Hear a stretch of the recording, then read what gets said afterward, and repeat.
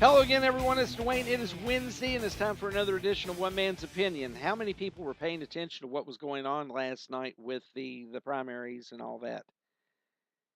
It was an interesting night. I kind of figured that Donald Trump would have won all four that were at stake last night. I was wrong.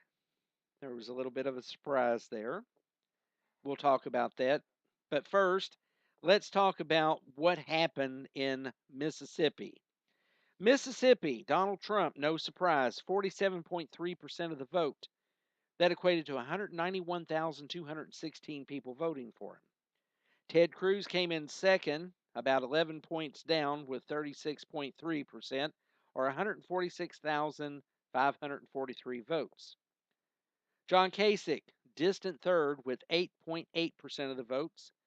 35,717 was the vote count. Marco Rubio barely made a dent at 5.1%, 20,691 votes.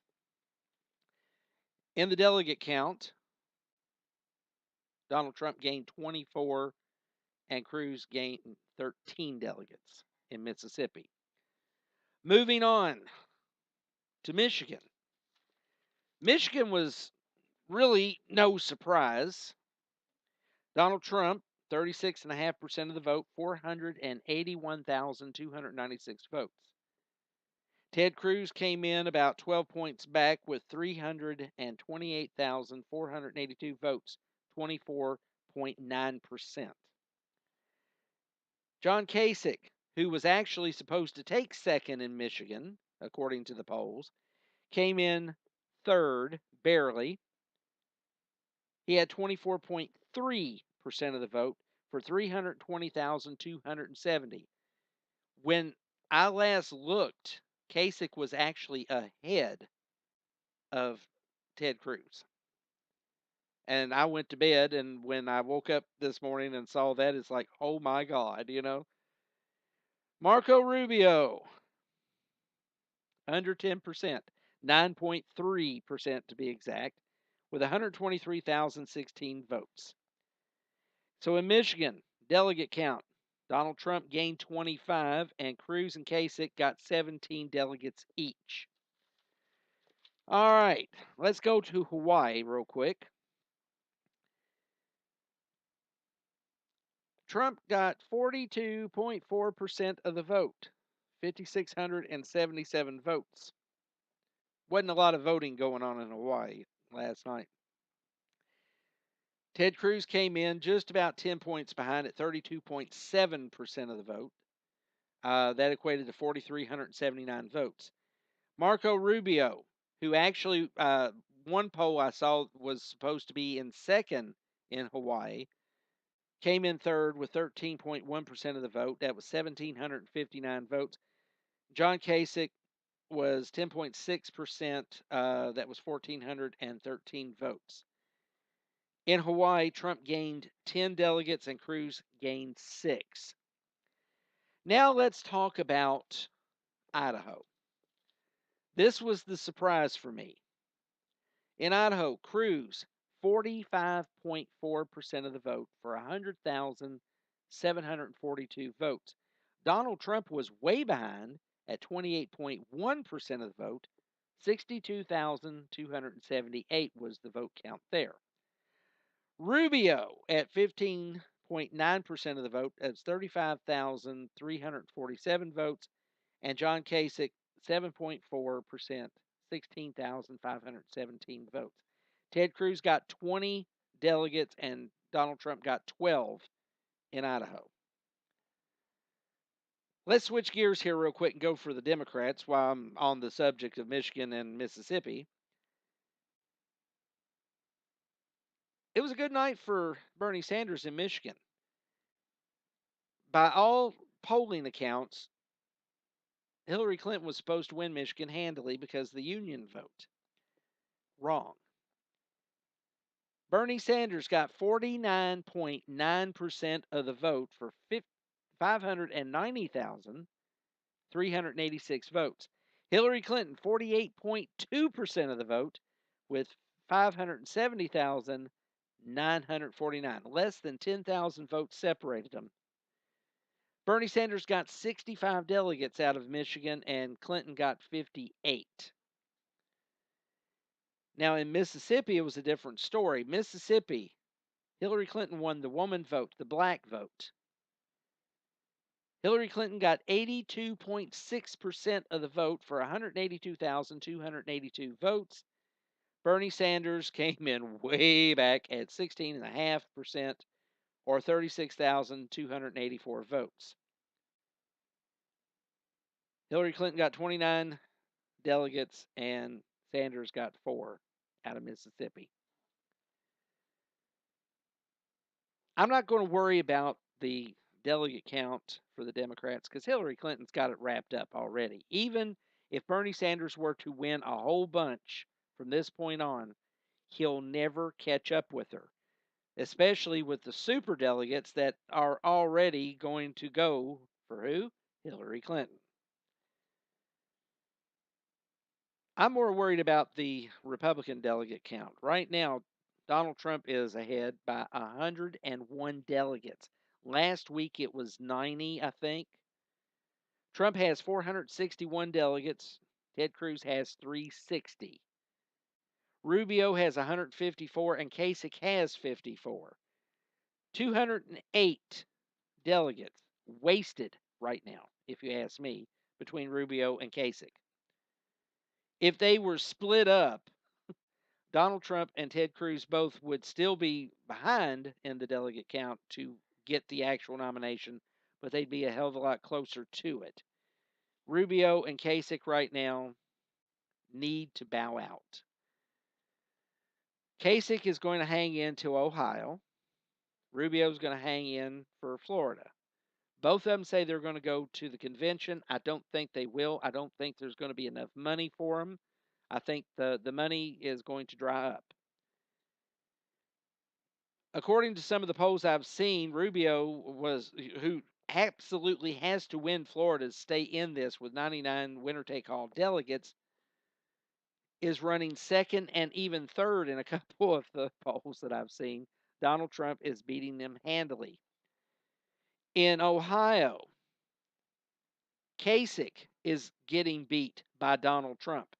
He's coming in second over Ted Cruz in Ohio, but I'm almost saying at this point that the polls are wrong. I think it's going to be a lot tighter between Kasich and Cruz. Only time will tell, and we haven't got that many days to wait. So, right now, in the states that have voted for all these candidates, Trump has Alabama, Arkansas, Georgia, Kentucky, Louisiana, Massachusetts, Nevada, New Hampshire, South Carolina, Tennessee, Vermont, Hawaii, Michigan, and now Mississippi added to that list. Ted Cruz has Alaska, Iowa, Maine, Oklahoma, and Idaho. Rubio has Minnesota and Puerto Rico does not vote in the general election, so that's pretty much a wash. Kasich has absolute goose egg here at this point. No chance at all of winning. He'd have to win everything else down the pike. No chance of it. Ted Cruz and Donald Trump. It's a two-man race. That's exactly where they want it to be. Donald Trump has said as much that he wants to take Ted Cruz on head to head. I think he's going to get his wish. Instead of tearing each other down, they should start focusing on Hillary Clinton. They should lay out their case instead of verbal jabs and all that. Let's not get petulant like we had the last debate between Rubio and Trump and basically take it down to the common denominator of a 6-year-old.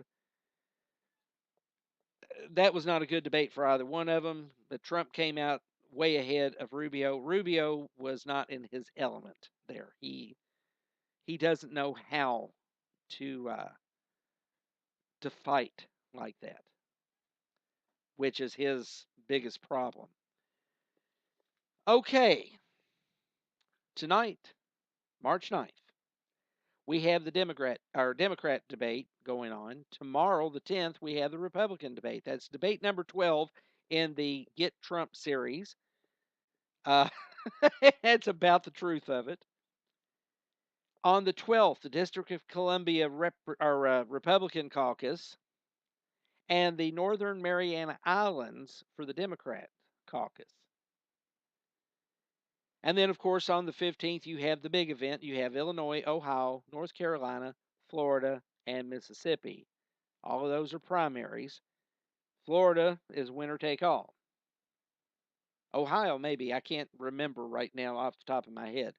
And then the Northern Mariana Islands caucus for the Republicans also takes place on the 15th. I'm a news junkie. I'm a political junkie. I love this time of year. I love this election cycle uh, more so than I did the last two or three. I'm paying a lot more attention to this one because of Trump and Cruz. Some people say that I don't like Ted Cruz as much as I like Donald Trump. Some people think that I hate Donald Trump and I like Ted Cruz. I don't hate either one of them. I'm pulling for Cruz. But if Trump becomes the nominee, I will vote for him. I would like to see Trump take Cruz as his vice presidential running mate. I think that you could mop the floors with the Democrats and the Republican base, or not so much the base, I guess, as the GOP elites. They need to be flushed out, first of all. Secondly, I think that it would be kind of ironic. You would have the businessman who could come in and work the deals and get things moving in Washington, unlike anything we've seen in the past 30 years since Ronald Reagan. And then you would also have the guy who is the constitutional conservative who understands what the Constitution will allow you to do and the limitations thereof. Can you imagine a ticket like that? I believe it would be a winning ticket. I believe that you would have a lot of Democrats and independents coming along and saying, hey, we'll vote for them. Right now, it looks like a lot of the black vote may wind up going eventually to Donald Trump.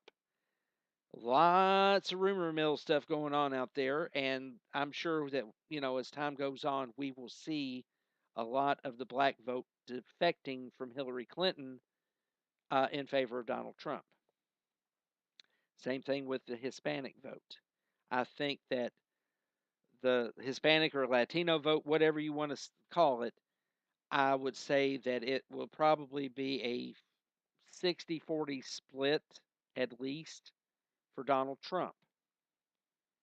Donald Trump could very well win this election handily and hand Hillary Clinton or whoever the Democrat nominee may happen to be, if the Justice Department and the FBI actually do what needs to be done and indict her for crimes against humanity, if nothing else.